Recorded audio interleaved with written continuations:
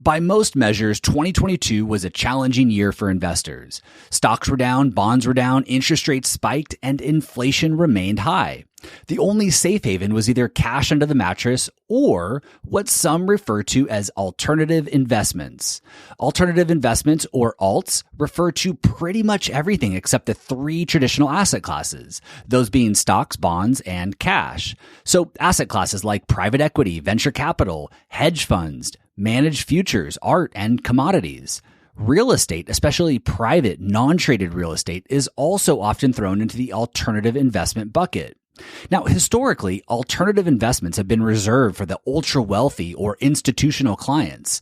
Along with needing to prove that you are an accredited investor, you also needed to know the right people and hang in the right circles in order to be able to participate in the, quote, best investments.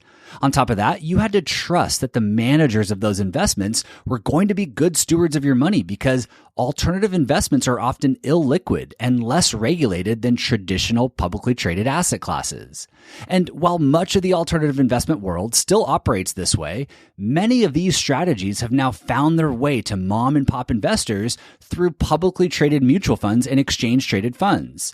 Alternatives are often advertised and marketed as uncorrelated to traditional asset classes. In other words, when stocks and bonds zig, alternatives are supposed to zag. They're also sometimes touted as lower risk investments that have similar long-term returns to the riskier publicly traded securities. Given how these investment solutions are often positioned, when traditional asset classes like stocks and bonds suffer, like we saw last year, alternative investments typically receive extra attention from investors. Lower risk coupled with uncorrelated healthy long-term returns sounds pretty compelling, especially coming off of a year where just about every traditional asset class in a portfolio was in negative territory. But do alternatives live up to the hype? Do they in fact offer lower risk and comparable long-term returns to traditional asset classes? Do they belong in a diversified retirement portfolio? Welcome to the Stay Wealthy Podcast. I'm your host, Taylor Schulte, and today I'm answering those questions. For the links and resources mentioned in today's episode, just head over to youstaywealthy.com/181. In 2015, investors had allocated roughly $6.5 trillion to alternative investments. By the end of 2021, that number had skyrocketed to about $13 trillion. And according to Preqin Research, alternatives are now projected to cross $23 trillion in assets under management by 2026. Needless to say, alternatives have thrived in recent years, and it doesn't look like the momentum is slowing down anytime soon. As I mentioned at the top of the show, alternative investments is a relatively broad term that attempts to capture dozens of different unique asset classes.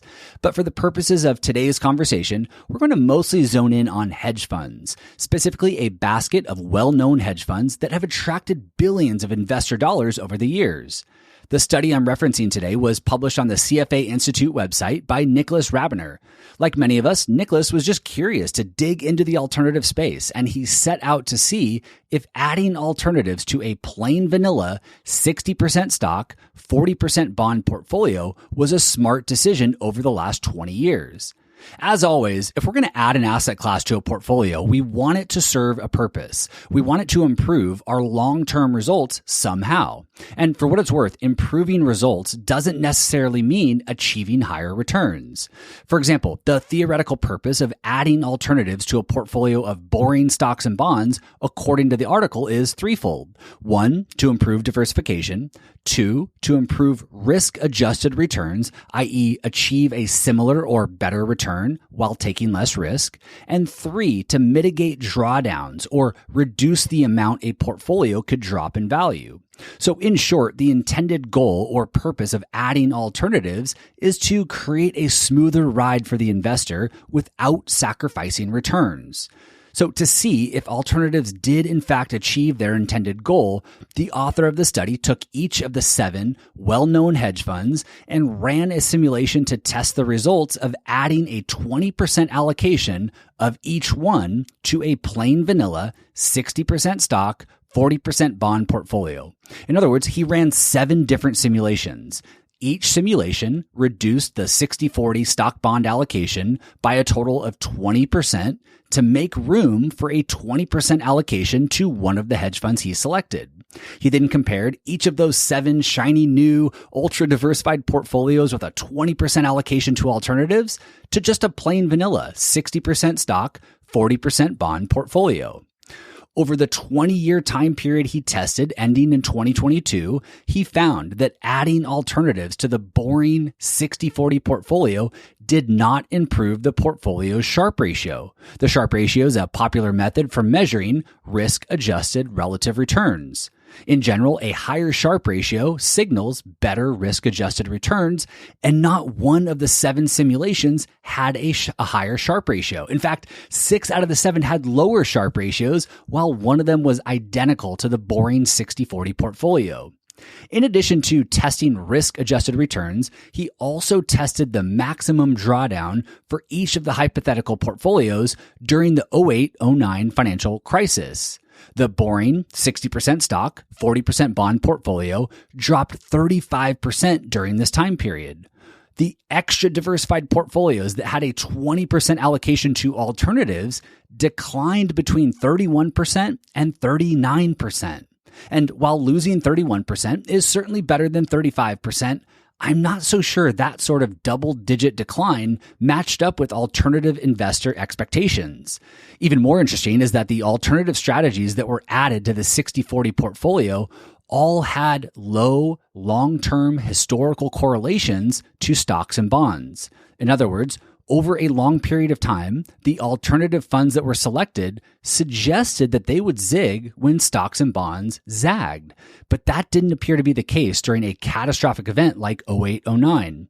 The conclusion was that correlations can be deceiving, and there are time periods where alternative strategies can become highly correlated to traditional asset classes. Now, to play devil's advocate here, we're only looking at a 20-year time period. We're only measuring one single catastrophic event, and we're only looking at 7 different funds. It's very possible that the alternatives being measured in this study behave more positively during the next catastrophic event and the next 20 years. And while the author attempted to choose 7 funds that had low correlations to stocks and bonds and provided a good representation of the major alternative asset classes, it's certainly possible that a different set of alternatives might have produced better results over the same time period. But unlike publicly traded stocks, we just don't have much historical data on alternatives, which puts constraints on studies like these. And yes, historical data certainly isn't a perfect indicator of what the future holds, but reliable, robust data can certainly help investors draw educated conclusions and make more informed decisions about how an asset class might behave and what they might choose to invest in for long periods of time.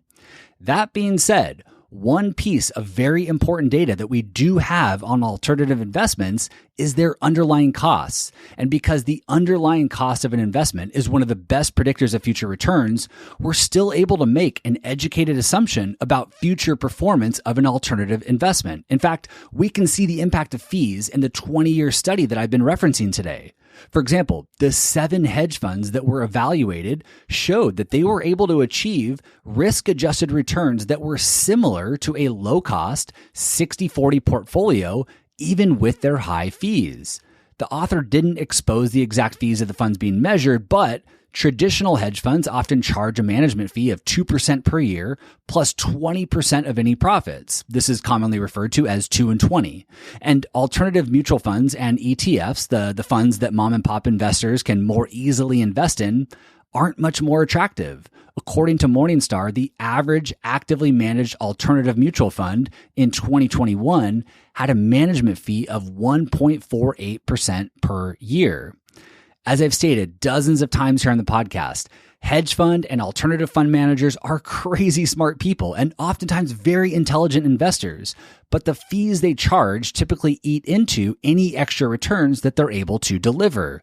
The fact that the high-cost hedge funds measured in this study were able to keep up with a low-cost 60-40 portfolio highlights both the skill set of the managers and the impact of fees on their net returns. As the author of the study concluded, alternatives are terrible at making money. I've also mentioned here on the podcast that the high cost actively managed funds that have performed well over the last 10 plus years are not typically the funds that go on to continue performing well for the next 10 years. In other words, to have a successful investing experience with actively managed alternatives and hedge funds, you have to be able to identify the good ones before they even have a track record, before they've shown positive results.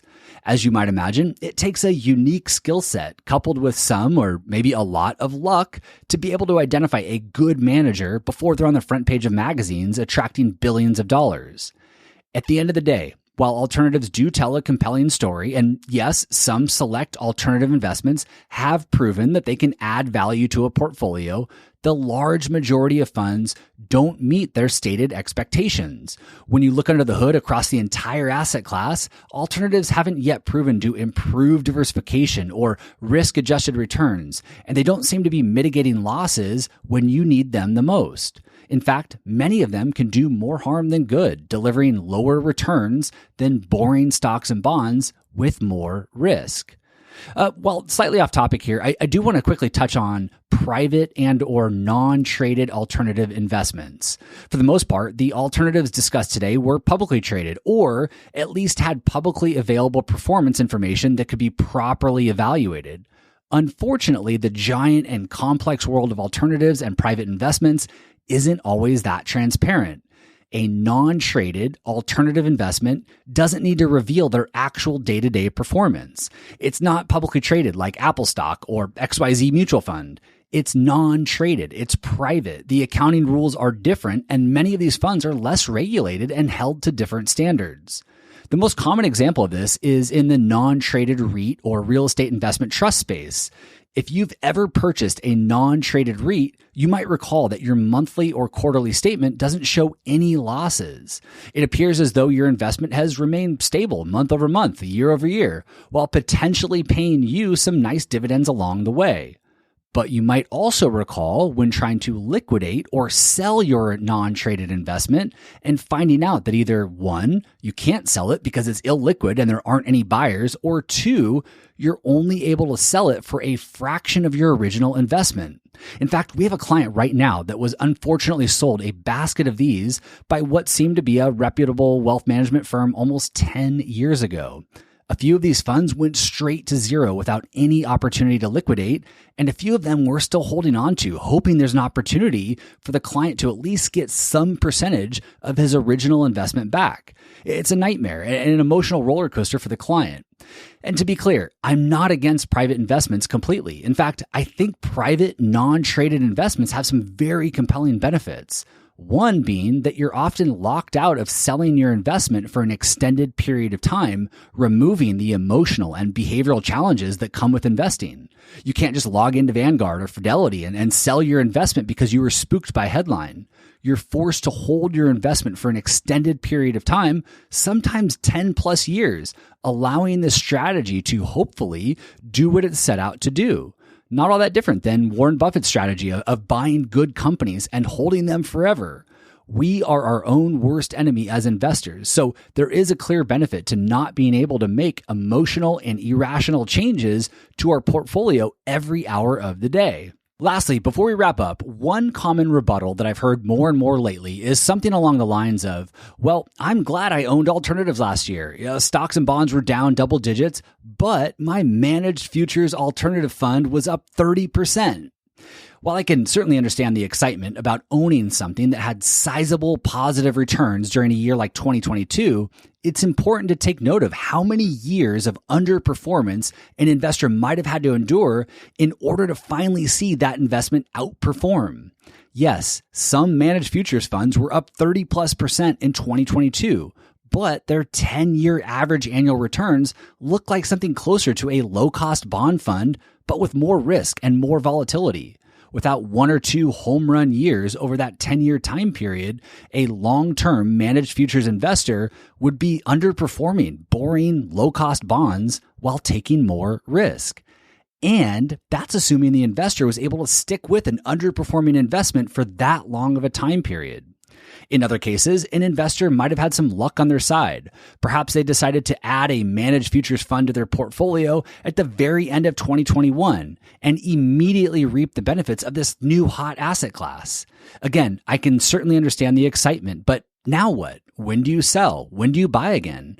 Or do you hold it for the next 10 plus years, hoping that the fund does what the marketing material says it's going to do? Getting lucky with an investment decision can be exciting and fruitful in the moment, but sometimes it makes future investing decisions even harder and more complex. When it comes to investing, the more systematic we can be about our decision-making process, the more likely we are to have a successful investing experience and avoid making costly mistakes. In my retirement investing series that I did a couple of years ago, which I'll link to in the show notes, I shared the 4 drivers of investing returns and why they're widely accepted as the 4 drivers. In other words, what criteria did those drivers of returns need to meet in order to be agreed upon by most of the academic investing community? As a recap, the criteria are as follows. It has to be sensible. It has to persist over long periods of time. It has to be pervasive across all markets and asset classes. It has to be cost effective, and it has to be robust. For example, one of the 4 drivers of returns is company size. In short, smaller companies are expected to provide investors with higher rates of return than larger companies over long periods of time. Is it sensible that a smaller, riskier company would produce higher returns than a larger, stable, less risky company? Yes.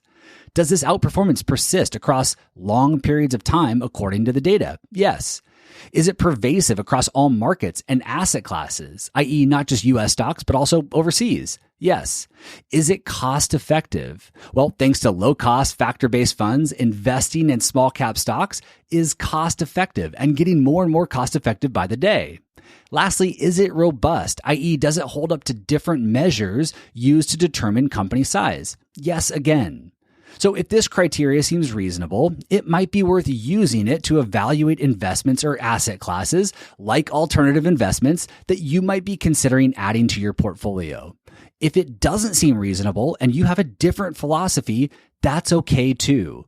As David Booth once said, the important thing about an investment philosophy is that you have one that you can stick with.